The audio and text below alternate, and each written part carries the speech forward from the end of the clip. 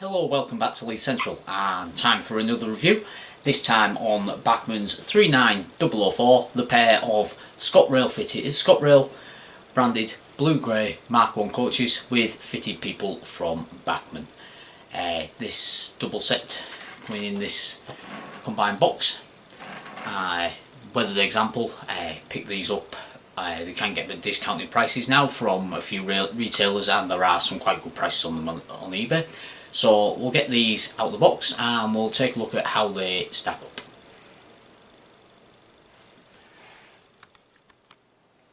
Okay, so that's both coaches now out of the boxes. These boxes are standard Bachmann coach boxes, as I'm sure you're all used to.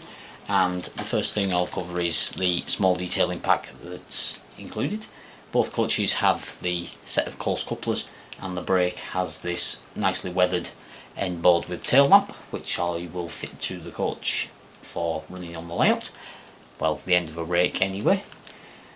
First impressions of the coaches are really good. They are the standard Bachmann release, which have been covered extensively on other channels and in other places. The one thing I have noticed with these is the blue footsteps, which I'm not sure is prototypical or not, but they do look quite smart.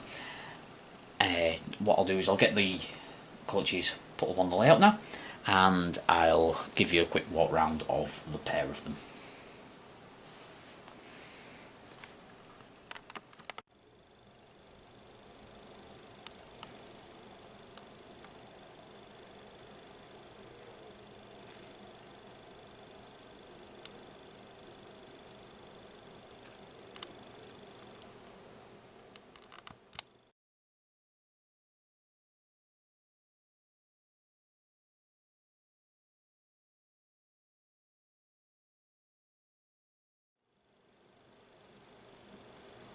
Okay, so that's the coaches positioned in platform 1 and 2 at Leith Central, and I'll just give you a quick walk round here. The underframes and bogies is where I'll start, so I'll take you in on the bogie of the brake. As you can see, this is the standard Bachmann release, and quite a well detailed bogie, and these are all on the same bogies across these coaches. I know there's some slight variations with the B4s and Commonwealths underneath the Bachmann Mark 1s. The weathering on this actually picks out the detail and tones down the underframes quite well, and the drifting of the weathering up onto the body side is nicely done. Printed detail as I move upwards here, and I'll take you in there on this small detail part here. This is all sharp and legible. As you can see, the door handle picked out there, and all the small rivet detail is quite nice along the body side, rather than just being a flush side on as it is on older Mark 1s. These are quite well picked out, as is the white line and the sign on the guard's door. Also picked out are the drop light handles in silver, as seen there on the brake. Moving onto the side of the TSO from this set, you can see the no smoking signs fitted to most of the windows. There is actually three compartments at the far end that do not have these fitted, and as I take in, you can see the passengers fitted internally by Bachmann.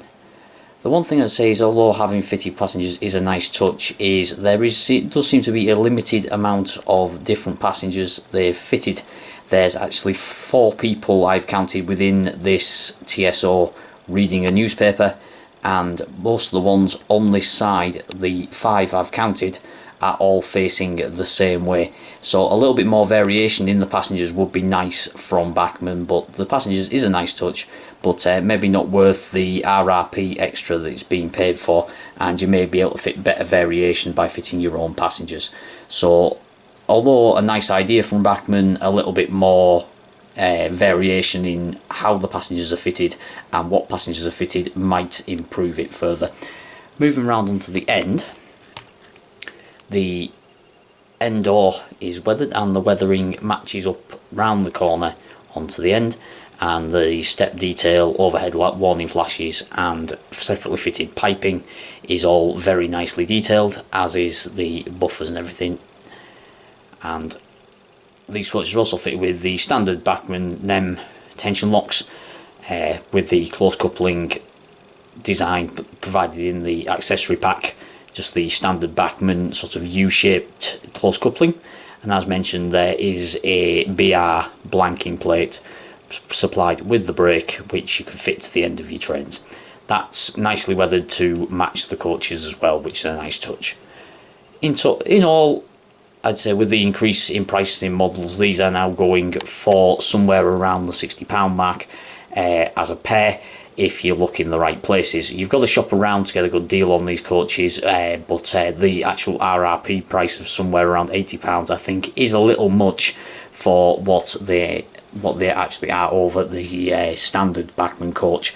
The area that could be improved further is the passenger fitting, where there could be more variation and they could be fitted in a more haphazard way, so to speak.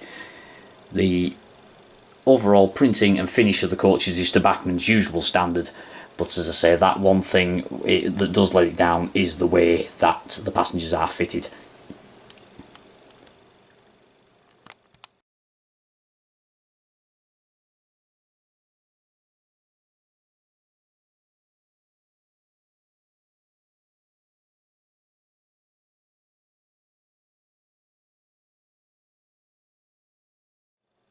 Another area on these Bachmann coaches that is quite nice is the slide open door window vents, as seen here on the front two compartments of the coaches. They are well modelled with the embossed handles sticking outwards. They're moulded rather well. That's a nice touch. One thing I suppose that would maybe improve this area is if some of them were actually modelled in the open position, if that was an option. That would be a way to improve these coaches, but I'd still say, even with the recent Hornby release, the Bachmann MK1s are the best ones available on the market. So if you are in the market for a train of MK1s, it's worth paying maybe the extra couple of quid a coach for the Bachmann examples.